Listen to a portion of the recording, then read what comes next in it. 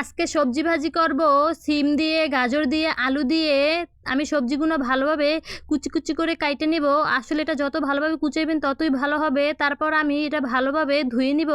আসলে এটা একটু ভালোভাবে ধুবেন, কারণ নাহলে বালি থাকতে পারে। রসুন, পেঁয়াজ, কাঁচামরিচ ভালোভাবে তেলে ভাইজে নেব। যখন বাদামি কালার চলে আসবে তখন আমি কেটে রাখা সবজিটা ভালোভাবে দিয়ে নেব। যখন ভালোভাবে দেওয়া হবে একটু হলুদের গুঁড়া, লবণ দিয়ে ভালোভাবে এটাকে রান্না করে নিব। আসলে এটা যখন ভালোভাবে একবারে মাখা মাখা হবে তখন হরাটা মুড়া দিয়ে দেবেন। হরা মুড়া দেবেন, কতক্ষণ পর উঠাই নেবেন। দেখুন কত সুন্দর একটা কালার চলে আসছে, অল্পতেই সিদ্ধ হয়ে গেছে। আমি কোনো রকম একটু পানি ব্যবহার করি নাই, এটা লগে লগে ধুয়ে আমি বসাই দিছি, দিকে অল্পতেই সিদ্ধ হয়ে গেছে। আসলে এই ভাজিটা একমাত্র শীতকালেই ভালো লাগে। আমি ধনিয়া পাতা দিয়ে নিলাম অল্প কিছু। যখন আমি ভাত দিয়ে খাইছি অনেক ভালো লাগছে। আমি একটু ঝাল বেশি দিছি, তাহলে আর মিষ্টি লাগবে না। এটা আপনারা বাসায় একবার রান্না করে ট্রাই করে দেখবেন, অনেক ভালো লাগবে।